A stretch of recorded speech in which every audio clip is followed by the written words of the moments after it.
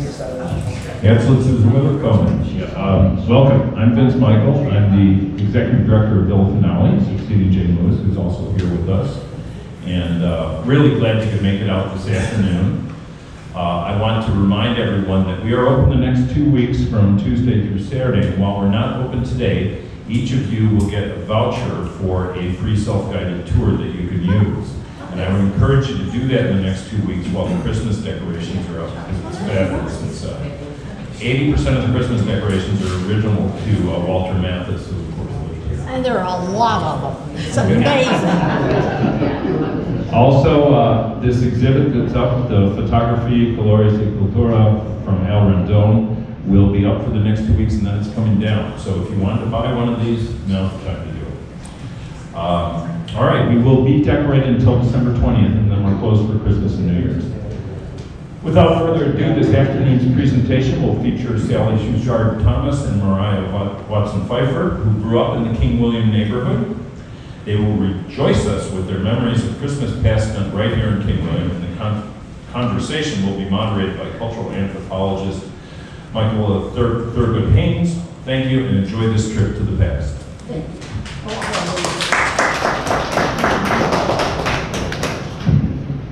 All right, I'm a loudmouth, as y'all know. But if you cannot hear Sallie or Mariah, please let us know so that we can try to use the microphone more efficiently. So, afternoon, thank you for coming. I'm so glad. Well, I thought we were all going to have to battle our ways through the marathoners, but apparently they got finished very quickly, so here we are. But apropos of battle, what is today? Do you know what today is? Oh, excuse me, I'm sorry, you're mouthful. Anybody? Pearl Harbor, yeah. Which I think we have to mention. It was December 7th, 1941, that over 2,000 Americans were killed by Japanese bombs. President Roosevelt famously declared it a day that will live in infamy. And that is the phrase that truly comes to mind when you talk about Pearl Harbor. And he went to Congress on the 8th asking for a declaration of war, which he received that afternoon. Now, it was only with Japan.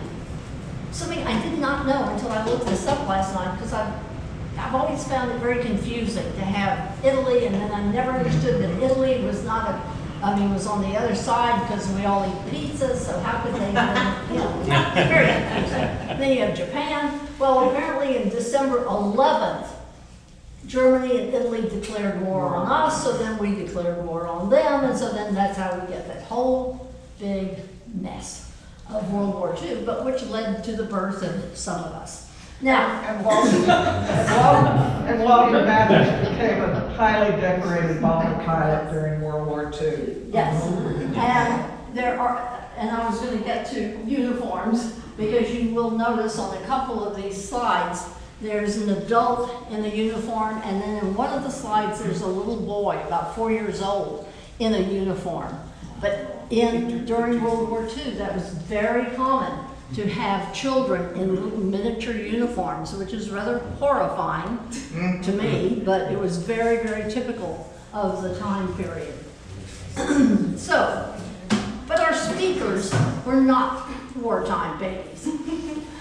Sallie Schuchard Thomas of the pioneer flower Gunther family on her father's side was born on January 4th, 1936 at Santa Rosa Hospital. And when you went home from the hospital, where did you go, darling? 516 King Williams. Which if you go out to the front of the house and look to the right, you can see it. It was a pecan orchard that belonged to the Steves. The Steves just had lots all the way around the corner. On the corners across the street from me, next door to me, everybody was a Steves. And the one Steves on that side of the street owned the house on the corner, then another lot that he used as his miniature golf course, and then the next lot was the pecan orchard. And so my daddy bought the pecan orchard and built a house there and probably the 20s, because my sister was born in 1930, and she came home to that house. And it was built with the rocks, the stone from the German English school that they were redoing. That's how I've been on King William Street forever. Yes, and how long did you live in that house? I lived in that house until I got married in 1961. I never moved. And Mariah Watson Pfeiffer of the Gross family on her father's side was born July 16th, 1960 at the Nix Hospital. And if you doubt that, in the home that she shares with Fred, they have also an amazing coincidence. They each have the hospital receipts from Nixon Hospital when they were born. Now, Fred was worth less. Oh no, he's not worth less. It just was cheaper. So, when you went home from the hospital, where did you go? I went to 213 Washington Street. And where do you live now? 213 Washington. And did you always live in that? And what's the history of that house, briefly? Because it's a complicated history. Well, what the Steves didn't own, the Grosses owned right over here. So if you look out the side here, that was my great-grandparents' house that they built in 1881. So my grandmother grew up there, and my mother grew up there, and my mother and father lived there with my grandmother until she passed away in 1947, and then they bought our house on Washington Street from some cousins in the Gus Gross line. We were in the Carl Gross line. And they bought it in 1948, and so that's where I was until I went off to college, came back. Then I moved into 3 different apartments in the neighborhood, and then after my father died, my stepmother moved. I moved back there in 1982 or 3 maybe, and that's where I am, and that's where Fred is now. And so, where did y'all spend Christmas, Sallie? Like 516 King William Street. And Mariah? We spent Christmas, actually, we had a gate out the side fence to go next door to the Gus Gross house. And that was Christmas Eve for us, where we would open presents and all that, but we can get to that. Yeah, we'll get to right. I really spent Christmas Eve at what did you call now the Ginter House, which was my great uncle Earhart's house, and we went there for Christmas Eve, a family Christmas party. So obviously we have lots and lots of years of Christmas and German influenced Christmas in the King William area. When Sylvia asked me if I wanted to do some kind of Christmas program for Via Finale, I immediately knew what I wanted to do. Over the years, I have been lucky enough to eat many, many delicious cookies made either by Sallie, and made by Mariah, and I even get to have Mariah's famous, Mariah and Fred's famous herring salad also.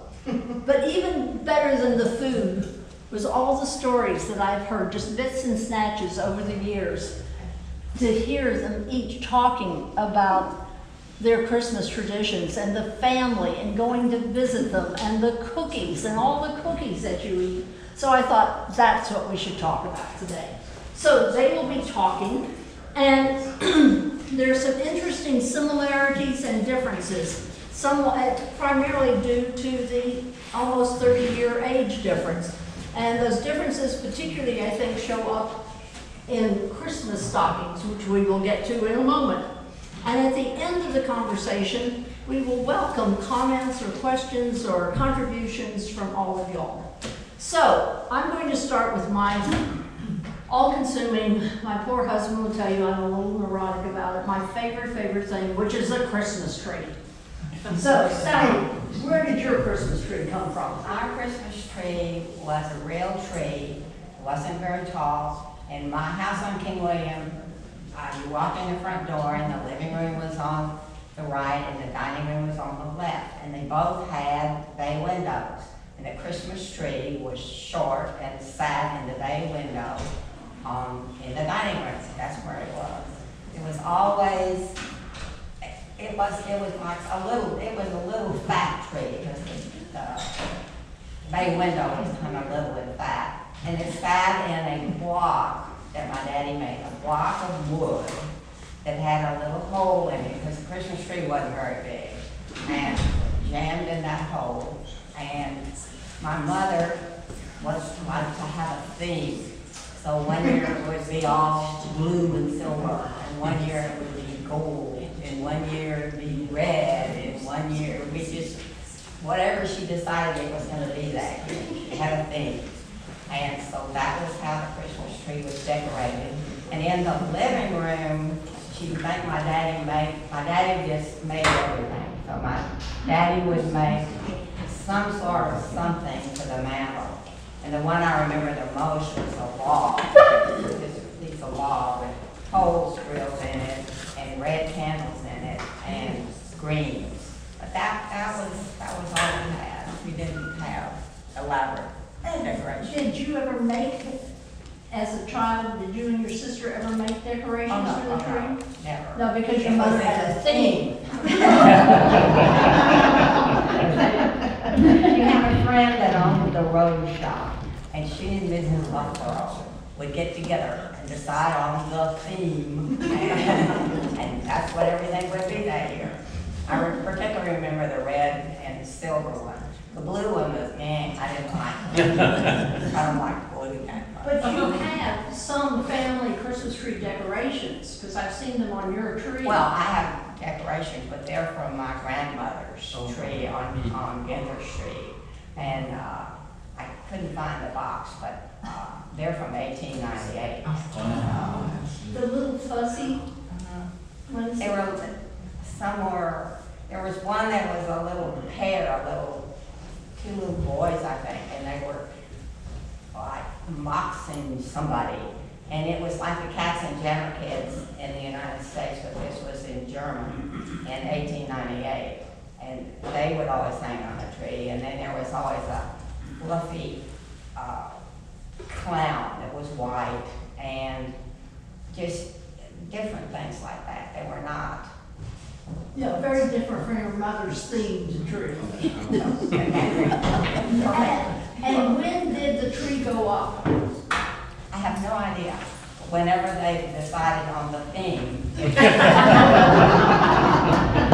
what did Tom and Daddy would put the tree up. It was before Christmas. It wasn't, the night of or something. It stood in. It got old enough so that the leaves fell off. So it was sometime before Christmas. And Mariah, where did your trees come from? She was very fancy. We didn't do anything like this. We had no theme. We would go sometime before Christmas. There were, down at the market, when it was really a farmer's market, there's a building built there now. But at any rate, there were people there selling Christmas trees.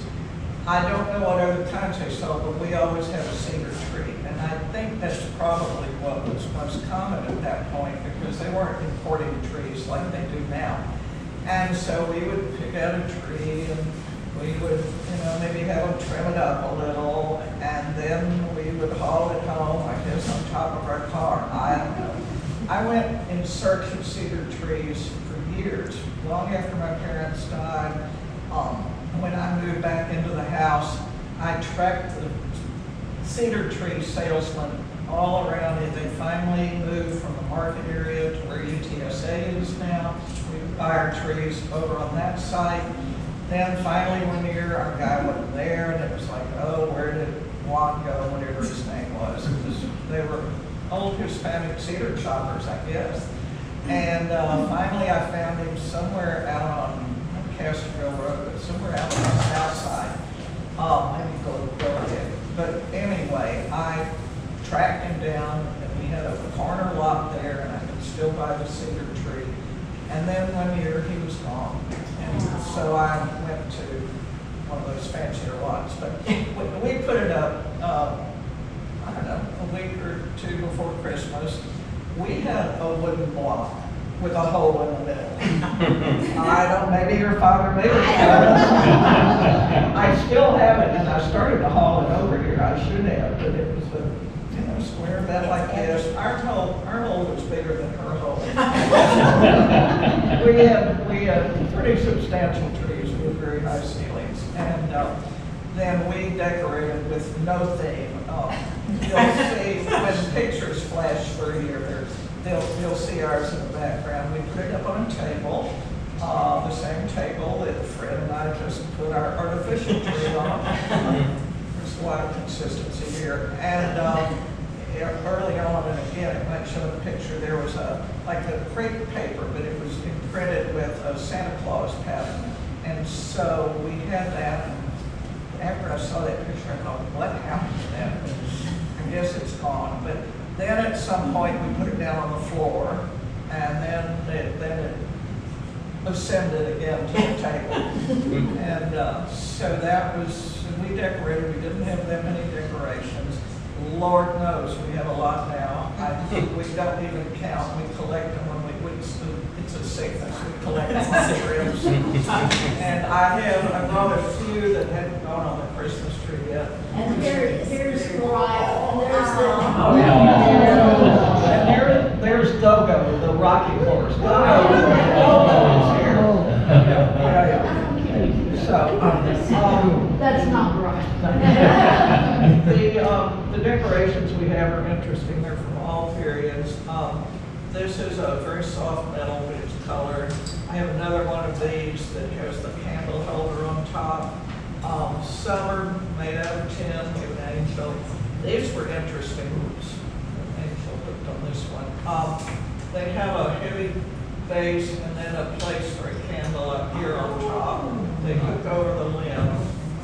Another version. And a whistle. A lot of beaded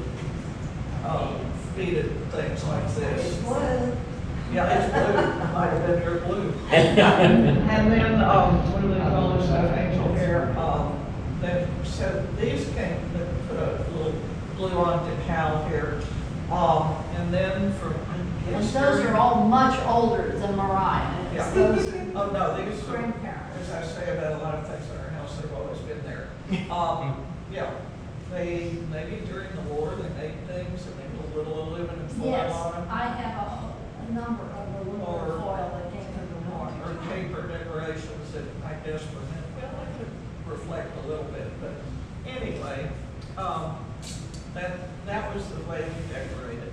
And I never knew that cedar trees were ever sold. I always thought that the reason we use them, and we still do, is because you go down and you cut it down. Because anybody who has cedar trees We'll welcome you. will welcome you, or they'll tell you, okay, if you cut one tree, it's $10. If you cut two, it's $5. So I didn't know, David, all those years, we could have been going down and buying one. One year. Though it wasn't a cedar, you were sick, and so I had to buy a tree. It was a very strange experience. Yeah, and Jan, yeah, Sallie, did you ever see a tree with the candles? We had some candles, yes, and also, if the tree wasn't perfect, my mama would make him buy 2 trees, and then he would take branches out of one tree and stick them on it. So that it would be perfect when it was blue. And my friend Jan has a good friend in Wisconsin who still uses live candles. Wow. And for the base, she finds little potatoes and wraps them in aluminum foil, and then that's what holds like you have the little round thing at the bottom for the candle thing, and that's what she uses. And they don't light it until Christmas Eve. And that's all they have on their tree, or all the trees. They don't put it up until, they don't cut it until like before Christmas Eve. When I found out that Beth was doing the potato candle holders, I gave her some of my old ones, yes. So, stockings. Now here's where where you really get an interesting change. Sally, what kind of stocking did you have? A black, long, my daddy's sock. It didn't go with the beam, but it is black and all wood it needed with a tangerine in the toe and a few walnuts. That was it. But it was that my long gold toe. Wow. And she's living in this lovely house. This is not a poor child. This was typical of the 30s. Mariah? This was my style. It didn't hold very much. I don't even remember what they put in it. They might have put a tangerine or something in it. I do remember those. You still get them, the little chocolate candies that look like a coin. Yeah. Covered in gold. I remember there was usually something like that. But I think this was made, I think it was probably a pattern maybe that a lot of people might have used. But my mother's best friend, Mary Louise Dwyer Berman, who actually grew up nearby here on Dwyer Avenue. But she made a lot of things like this and continued to make decorations. We've had some later felt ornaments, but she always beaded them and the like. And I think that she probably made this and gave it to me. I was an only child of older parents, and people thought they needed to be kind to me. Did either of you ever stick cloves in an orange to do a pompadour kind of thing? One year, okay. Did you do it when you were young? Yep, we sure did. And how did you use them then? You know, we would do a whole bunch of them and do different patterns with the cloves on the Oh, orange, so they each were kind of unique, almost like a Christmas ornament, but it was an orange with cloves and put them in a big bowl and just have them on the table because they smelled great. they smell great. My mother had me do it that one year. I just remember the pricking of the cloves. Now, there are some extraordinary women who have made how many stockings, my dear? Back in the 50s, I made 7 of them. Yes, but now how many have you made? But they're all the 50s style, which is definitely your felt with a little glitter, and so now I think we're up to 31. 31. But they're still felt, so they're really easy to make. Carol has a lot of good sense, too. So, Santa Claus, was he ever Saint Nick or Saint Nicholas? It was Santa Claus. He was Santa Claus. It was Santa Claus. And when did Santa Claus come? Santa Claus was early. Santa Claus, and like I say, you walked into my house and the dining room was on the left and the living room was on the right. The dining room had doors, arched doors, and they had glass panes in them. And so on Christmas Eve afternoon, after lunch, a sheet would go over that door. And we were sent upstairs, my sister and I. My sister's 5 years older than I. Were sent upstairs to take a nap because Santa Claus was coming. And he came in the afternoon. We woke up from our nap, put on our best clothes because we were going to Uncle Earhart's for the Christmas shindig with the rest of the Ginter family. So we had to put on our pretty clothes, and we went downstairs and Santa Claus had come while we had our nap. That's how he came. He never came in the night. He never. It was kind of weird, but at least you got your presents early. And when did Santa come to your house? Our Santa was very traditional. He must have come overnight because, well, we would go next door, as I said, to the grosses, and we would come home, and then my father, I guess, would go to bed. I would put out the milk and cookies on the piano bench, which was in the room that is to the left as you come in our front door. And the door would be closed, and that was the room the Christmas tree was in also. And then I would get up in the morning and the milk and cookies would be gone, and all the presents would be there, and Santa Claus had been there. And we had a lot of chimneys, so we had many choices. Our daughter, one time, was telling her friends that she left out wine and cookies. Those of you who know, well, never mind. So, you get your presents from Santa, but what about Christmas presents from the rest of the family, especially Uncle Bill?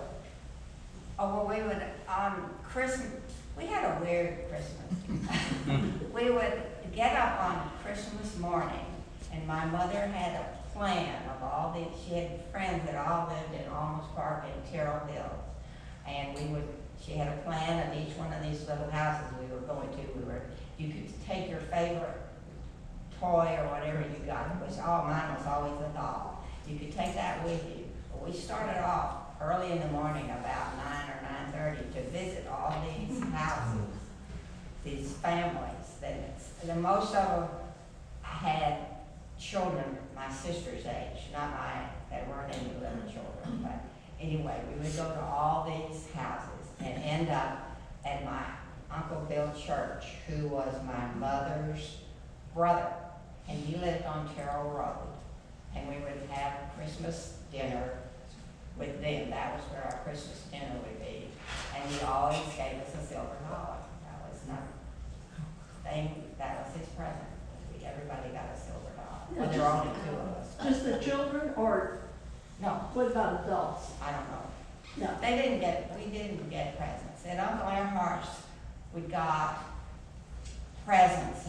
You draw a stick, and whatever the number was on the stick, that was your present. And you would get a present. Everybody, children, grown-ups, everybody got a present. And if you got a boy present, you didn't like it, then you had to find a cousin that you could trade with. But that's the only kind of present we got. We didn't, and my cousins always got the best presents because they were grandchildren. And my cousin Helen always got a beautiful doll, and I was just salivating. But anyway. What did you have for Christmas dinner or lunch? Do you remember the food? There was a black family that lived there, May, and I forget what his name was. And they had been there forever, and they lived in an apartment in the garage, and they cooked dinner, and I think it was roast beef or something. It was not, Well, they didn't have a turkey. And was that when you really couldn't eat very I much? couldn't eat any of it, but anyway. Poor Sallie spent, I don't know how many years of her life eating bananas because they couldn't figure out what she was allergic to. Do not offer her a banana now. Now. So, Mariah. Presents? Yes. Presents started modestly on Christmas Eve when we were next door at the Grosses, and that was a lot of visiting, and this was the immediate post-war years. They had a lot of cocktails. There was always a and everybody's smoking. There's a picture of my mother, with her cigarette. Everybody's smoking and drinking. But when they finally, and they had their housekeeper, Lucille, who was a fabulous cook, and I think as I recall, we ate turkey, had a traditional dinner, and then we would go into the room with the presents when they finally would open the door. And the men got presents. Uncle Gus Gross, who never married, he frequented, I think it was Hutchins Brothers, the men's department store, and he would buy ties for everybody, and they would be wrapped in this maroon paper, I wish I'd saved some, with a gold ribbon, a gold bow, and the men would open their presents, and they would all look at their tie. My father would say, Then he'd look at our cousin Clarkson. Clarkson, what do you think? Well, and then they would switch ties. All the guys would go around and swap. No, I want to keep this one. Oh. And then Uncle Gus would pass out envelopes. Now, I was only you know, a more distant cousin. I don't know what was in the immediate cousin's envelopes, but everybody got a $2 bill. And that was the tradition of giving all of us, and we still carry that on and you can go to the bank and get $2 bills. Then our presents were opened on Christmas morning. And then, and of course I was an only child, so I had a lot of presents, that was good. And then we would go around visiting, and like Sallie, we had a circuit. I think we went to my Uncle Mark Watson's up on Burr Road. Then we went, or maybe we ended up there, but anyway, we went to the Dewars off of Divine Road. We went to the Beanlands up on Lawndale. I mean, we had a whole circuit that we made, and the Carl Jockishes over at Alma's Park. I just remember it was really a trek to make it around to all of these places. And I guess we had a little bit of food somewhere along the way. But some cocktails. Yeah, but always the Now, folks had cocktails. when the men were getting ties, what were the women getting? Well, I don't remember. Oh, okay. I was a little girl, and I got my $2 bill. So that was all. That's a very good question. I don't remember. Well, I now want to. Sallie's father, whom I never met, but was an amazing man. If you have ever been to San Jose Mission and have seen the restored mills there, it was her father who figured out how that worked. If you have ever seen the projections to the polychrome colors on the missions, the patterns that were there, her father was up on a scaffold tracing those, correct? Right. And so he was an engineer by training, Yes. but he was an artist at heart. And she has these charming little Christmas cards that her father made. And I love this one. This doesn't include Sallie. No, I wasn't born yet. So this was Mama, Daddy, and Ann, and Esther, who was our dearest person in the whole wide world, and the dog. And the dog. And this is, Well, and then I love this one too, you can see, he would make his own Logs. trim, yeah. And so, and then he would trim them. Mm-hmm. And he used India ink, only India ink, and that would be our Christmas card, and that I was finally born. it's included. And this is my favorite doll of all time because of her dad. I wanted a bride doll. It was right after the war, and you couldn't really get things. And being German, you used a lot of things over and over again. And my doll, my favorite doll, disappeared. So I really didn't think anything. I kept maybe asking about it, but my mom was sick, and so they didn't pay much attention to anything. And on Christmas morning, I got my bride doll that I wanted more than anything. And my father and my sister, and maybe my mother a little bit, but she was very sick and in and out of the hospital, and made this doll. Daddy sewed the dress, he made the shoes, he made the little bouquet. The lace is from my grandmother Schuchard. And the petticoat, he made the shoes, he made the petticoat. There's a brown drop on the petticoat, and that's where my sister stuck her finger. And it has a drop of blood on it. And they didn't know in those days that if you lifted it with your own spit, that the blood would go away. They just left the blood. But anyway, so then this Christmas, she's 80 years old. And I just think it's such a wonderful example of the multiple talents that many people have. But he sewed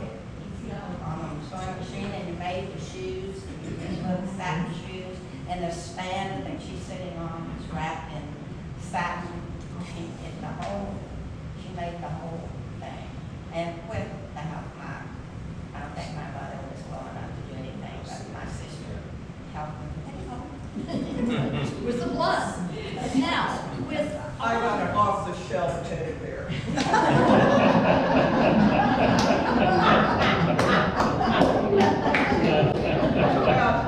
Well, Ted Bear is almost 75, I guess, because I think I got him, her, it, whatever, when I was about a year and a half old. I want to know why the feet have lost all of I their I fur. don't know. I don't, unless there was some wool in there that they got nibbled. I don't know. Something. I I just don't thought I thought maybe you dragged it around by the foot. And this, of course, is the dress that I wore in some picture of Yeah. yours. So it now fits the bear. Now, you said there is some food. There was some food as you did your rounds, your visiting rounds. But even if you didn't have a lot of food at those particular visitations, what was the food, most common, most important food at Christmas? We didn't have food in those municipalities. We had food at our. But at your house, I mean, you make so many cookies now. Did you make a lot? Did your mother? No, my mother was a very outgoing person and loved to do charity work. She was one of the founders of Planned Parenthood. She was out to do good for anybody. Esther, our wonderful person that stayed with us forever, her husband was abusive to her, and she got Esther a divorce because her brother was a lawyer, and she got her brother to get her divorce. And from then on, Esther lived in a little apartment in the garage. She had a beautiful little living room, a beautiful bedroom, and a big bathroom, and she lived there until my mother passed away, and then she moved to California. She couldn't stand being with my mother, and so she went to California, and then came back. Years and years later, it must have been, I guess maybe 40 years ago, that we heard from her, and that's where I got one of his Christmas cards. That one. Esther's. That's where I had saved it. Her family didn't have it, but Esther did. Esther had it. So when she and her sister went to see Esther gave it. Esther gave it to us. And Yeah. she found me with my wedding announcement in the newspaper. Now, did Esther make cookies? Daddy made them. Nobody made them. Where did you get the tradition of making all the cookies you make now? From my daddy. I should have known. We would be allowed in there to help him a little bit, and always stood there by him, whatever he was doing. I was in the kitchen with him all the time. He was at kind of our house. He made all the machinery, if the machinery broke or anything, he would fix the machinery. He had quote unquote test kitchen, which is a whole nother story. If you've ever had breakfast treat and a loaf, breakfast treat was like cream of wheat, solidified in a loaf. And you were supposed to slice it and eat it. Anyway. And he made noodles. He made noodles and draped them all over the chairs in the living room. My mother was a little upset about it. And he made herring salad. Herring salad. Herring salad. Like that. And there is a stack of recipes that are on the table, so be sure to pick them up before you leave. And on the back is Sallie's recipe for Speculazzi. I can't even say it. Now, on the front is a recipe for Speculazzi. from Mariah. They are quite different, which is one of the things that I think is very interesting. In my memory, you talked about going to different aunts and eating anise cookies, but were they all the same? the anise cookies were, but not the speculoos. Everybody had every sister. The C.H. Schenker was in what you call the Schenker house now. And then he had 3 daughters in a row, Amanda, Matilda, and Marie. And they were all in the same, they were just across the street from each other, all grew up together and everything. And each sister would do a little something different. My grandmother, my father's mother, just made vanilla speculoos. Another one made lemon speculoos, and they put lemon peel in it. Another one made speculoos with cinnamon in them. So everybody had a little. That's the one we do. Everybody had a little bit different spin on it.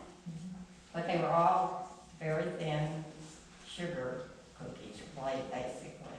And I love the recipe, which Sallie brought to me on the little card, which obviously you've used for many years. And as typical with family recipe, it's a little bit short on detail. Chill in ice box, and I love that. Roll thin. Bake on greased and floured pan. So what do you do in between rolling it? So what did one do when they were rolled thin? Well, first of all, you made the dough, at least we did in our house.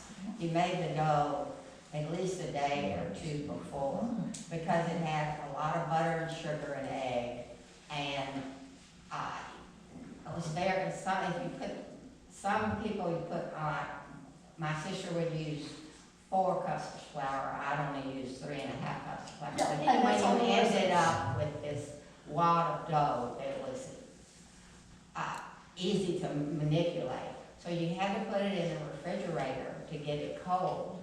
And then, on the day that you were going to make the cookies, you would just take out a little bit at a time and roll it very thin and cut the shapes. We had all different shapes. And bake them. We put some sparkles on them, some sugars on the top of ours. But a lot of the relatives, you never put anything on. They were just plain. But they had to be very, very thin. So you would roll them out and cut them out, and then you could get the dough up again and roll it out again the second time and cut the cookies out. But you never did it the third time because it got too much flour in it. So after you cut the second time, you cut the cookies that you had the shapes on, and then you had a pan that had what we call the scraps, and you would just cook the scraps. And you could only eat the scraps before Christmas. You couldn't eat the cookie until Christmas. Scraps before Christmas. And on your recipe, Yes, well, ours, Mother was very particular. You only cut our speculoos, which have the cinnamon and whatever, and nutmeg, I don't know what it is. They were more like spice cookies. and 9 whole eggs, And I'm, oh yeah, nothing healthier. and 5 pounds of flour. Well, these are, Mother and I guess the family on King William Street here would make these for big parties, and Mother would start baking, I don't know, at Thanksgiving or whenever. We had the old crocks, like the Meyer Brothers crockery, and we'd keep them in those, or we had tins, some tins that, like you still get now, but, so we would do all of that, but, Mother would do these speculoos only in animal shapes. She called them animal cookies, and so you couldn't use a star with your speculoos. It had to be a lion or a tiger or a cat or whatever it was. It could only be an animal. But you had those at Christmas. Oh yeah, because we would have this big open house. I went back to my aunt, she wasn't an aunt, but Minnie Gross Wilkins lived next door. That was that branch of the family. And I have to put in some proper repository all of her diaries, 2 missing, I'm so sorry, from 1942 to 1965. She wrote every day, every year. And so I went back yesterday and I looked at Oh, did you? some entries, and I didn't really find anything too extraordinary. It was the usual Christmas, people coming to visit, blah, blah, going to the cemetery to put wreaths on the family graves, that sort of thing. But in there she wrote, my parents were named Bill and Elsa. Bill and Elsa are having their usual Christmas reception from 4 to 8 today.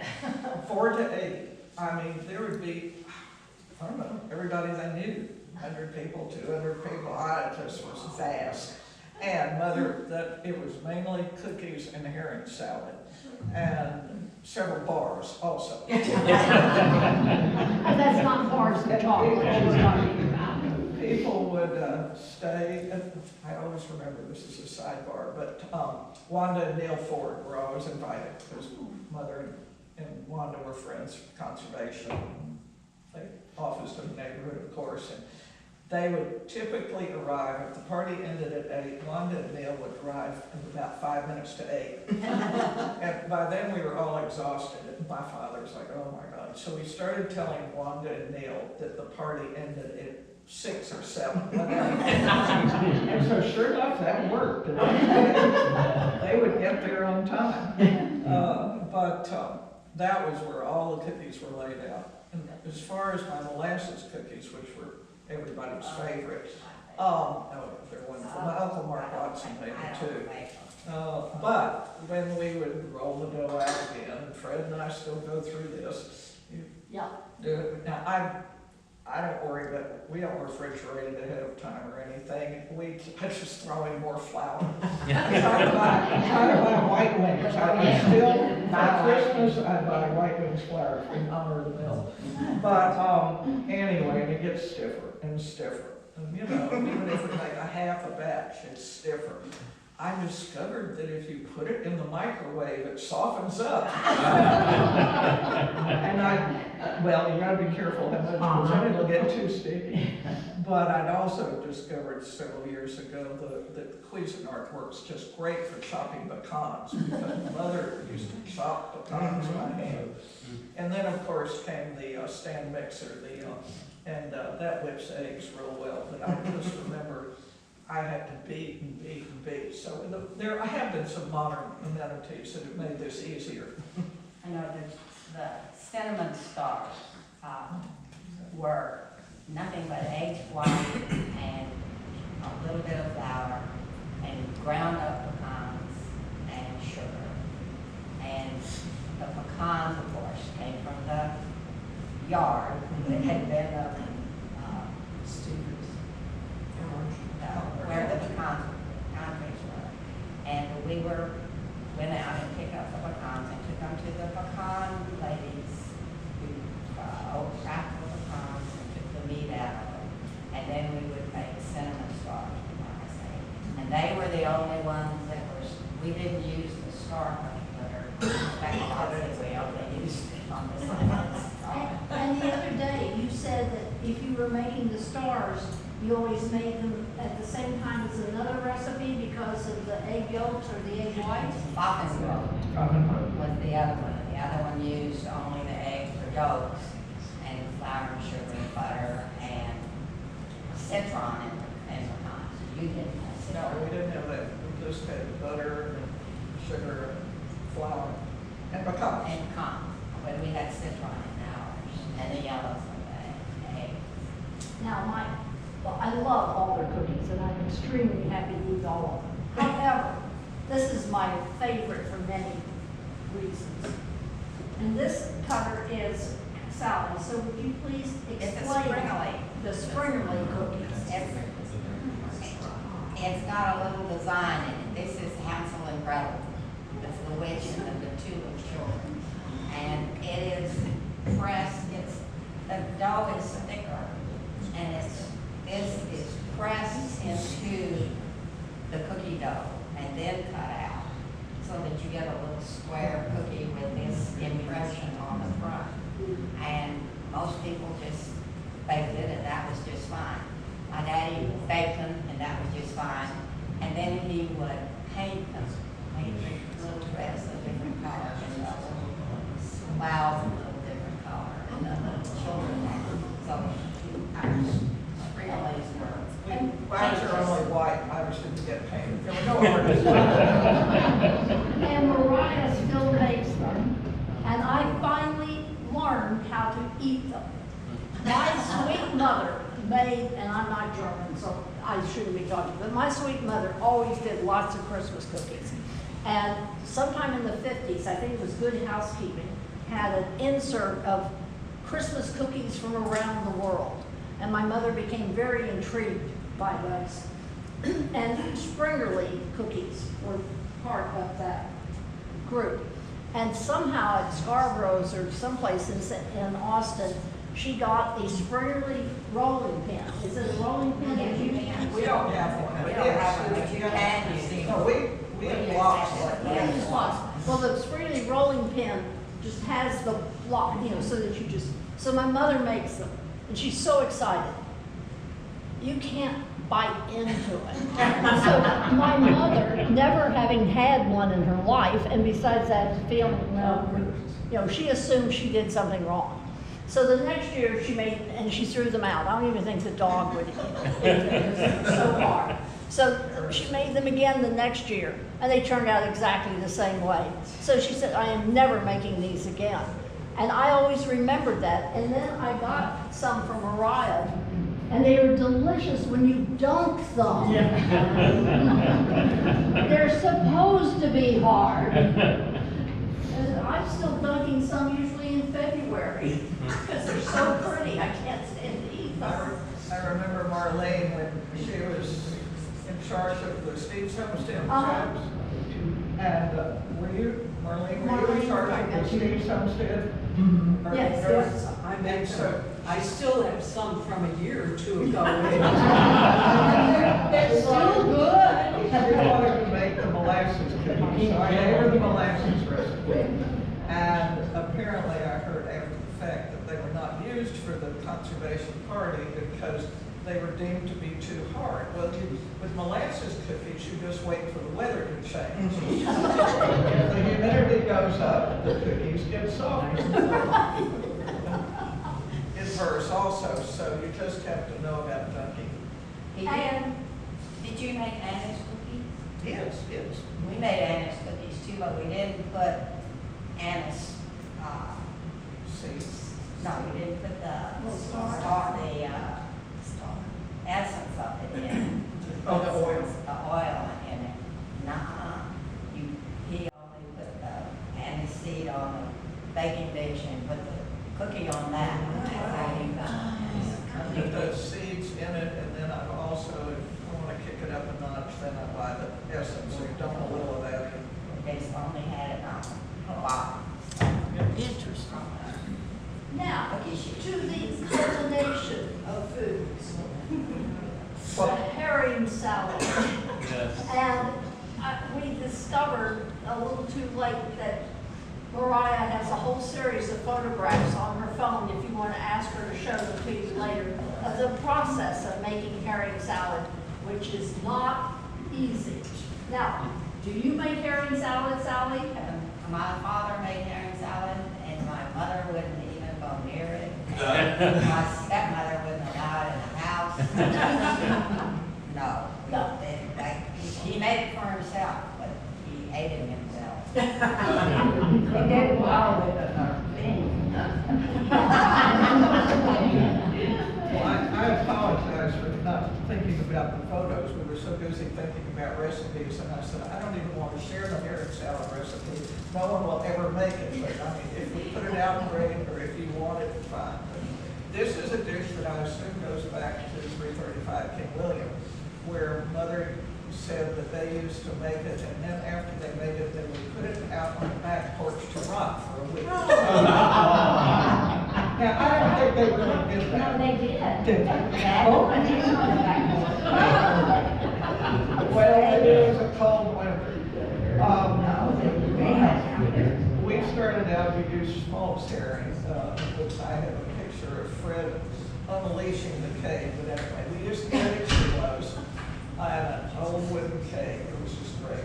We had a gentleman friend, a single man, who lived in an apartment who was a container gardener.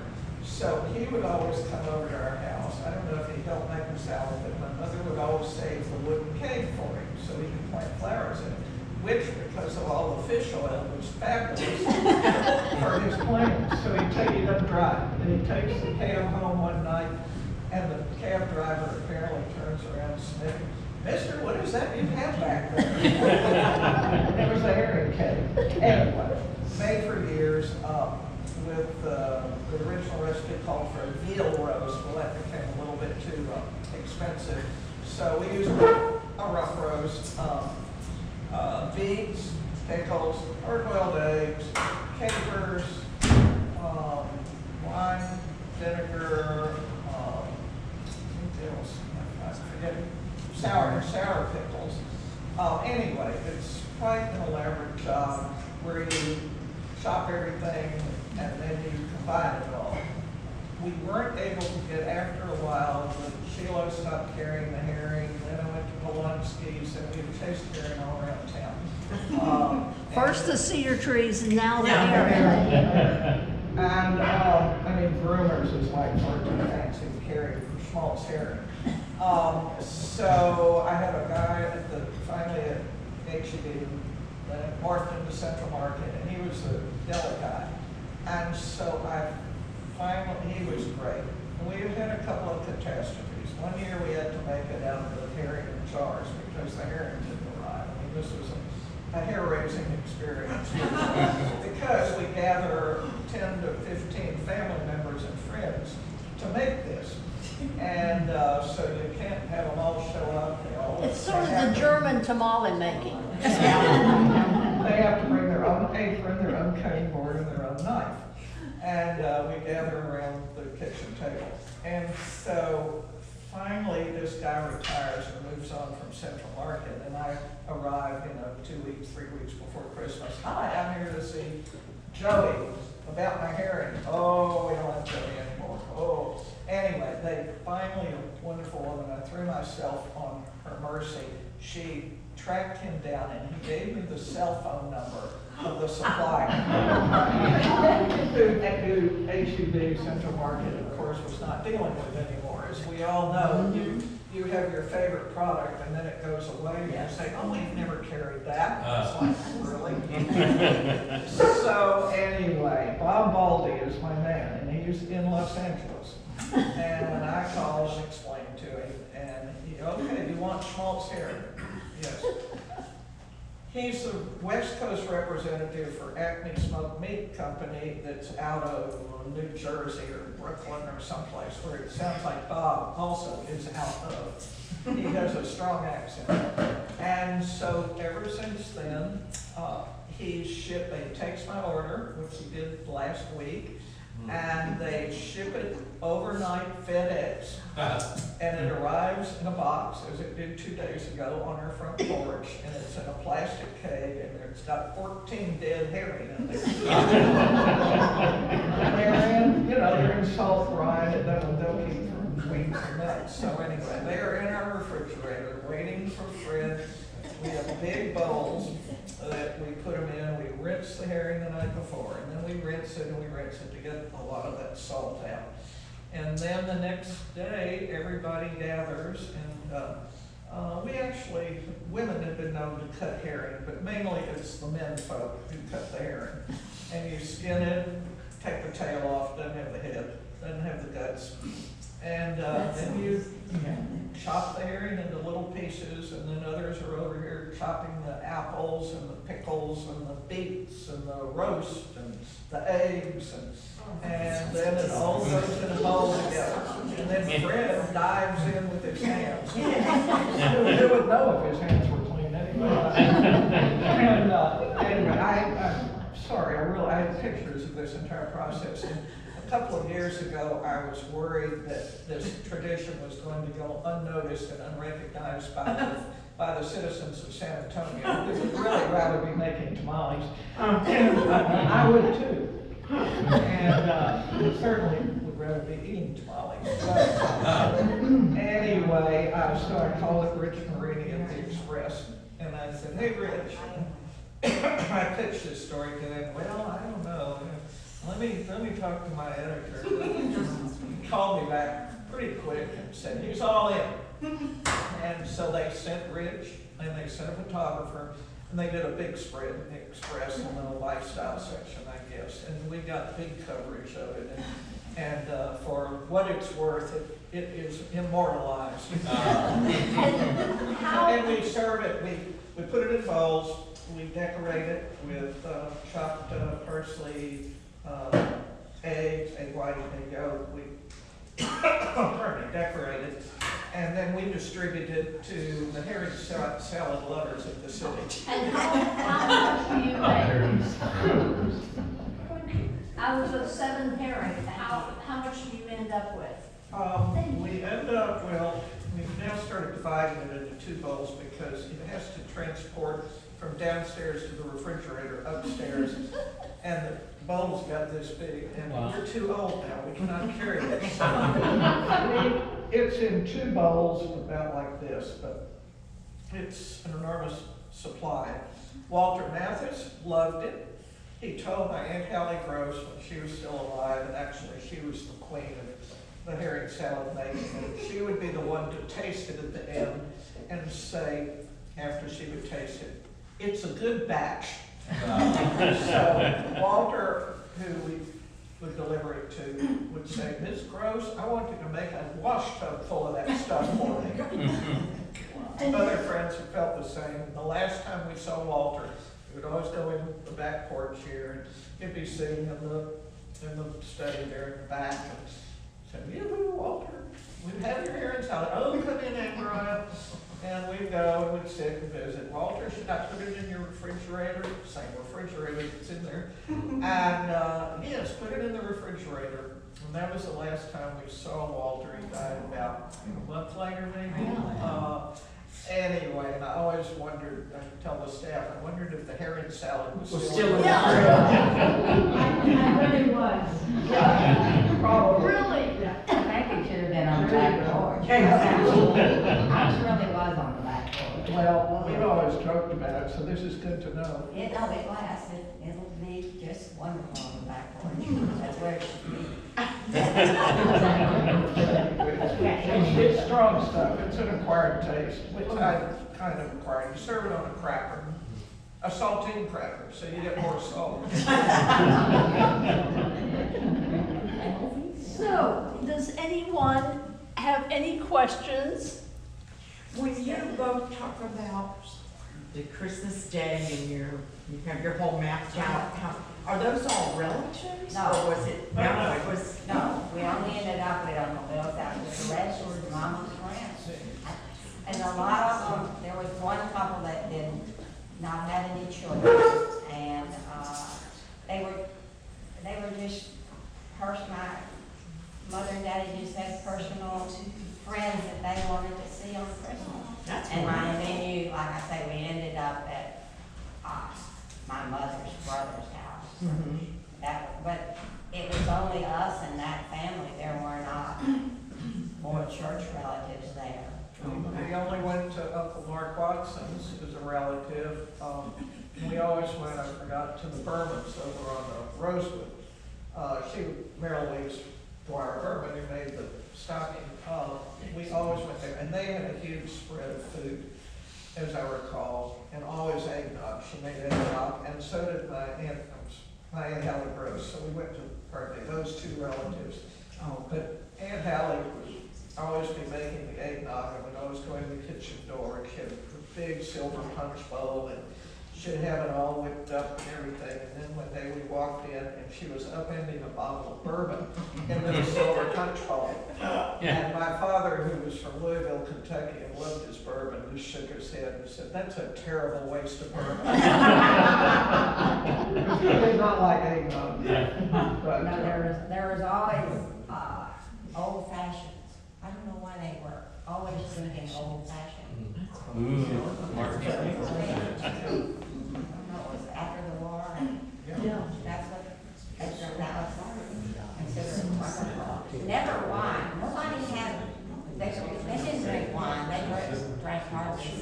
my parents drank Mogan David, and then later when Gallo party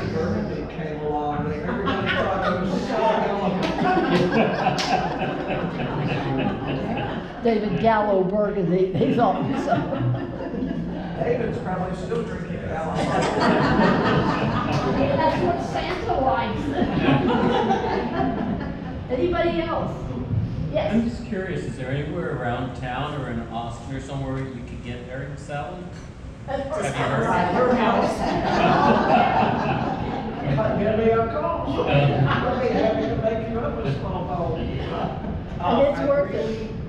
I really don't know, and there are variations on it also. If you look, I mean, my hairdresser is, he's pure German. Of course, he loves it, but sometimes he just buys the Mathis herring or fillets and makes a little bit for himself. He says He's her hairdresser too. Oh, but she goes more often than I do. But he doesn't put meat in his. No, He always acts like Mariah puts meat in his. But he's very happy to have it. That's starting for me. I don't remember meat in ours either, I didn't know. It sort of seems non-kosher, meat and fish together. Just seems a little odd, but it's good. Jan loves it when I share with her. It's very good. I think from listening to Volker Holzhausen, our hair guy, talk, I think it varies from northern Germany to southern Germany too. And then of course the Swedish is different, Finland, I mean, all of those countries do it a little differently. So you can find a lot of different recipes, but ours is the real hair guy. Anybody else? Anything from your own Christmases that are your favorite? I Rebecca? have to laugh about the stockings. Growing up on a farm in Alabama, we weren't that close to town. So we used our own stockings. And I remember we would go through the drawer, like brothers would always use their tube socks. We would try to find the biggest stocking possible. And all of the schools would only use our bobby socks. Yeah. Not bobby socks, knee-highs. Knee-highs, yeah. And what did you get in the stocking? We got the tangerine, the nuts, lifesavers, candy. Now, you're supposed to have a tangerine or an orange in Yeah, it, I got the tangerine. which comes from the period in which citrus was a very special thing. And so that's why it was considered a delicacy in stockings, which we still do. Anybody else? Well, I thank you all for coming. I hope that this lovely conversation will have engendered feelings of Christmas cheer. We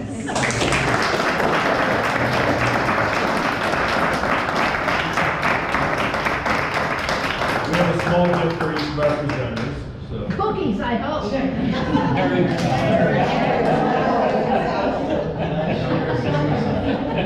We will make your salad.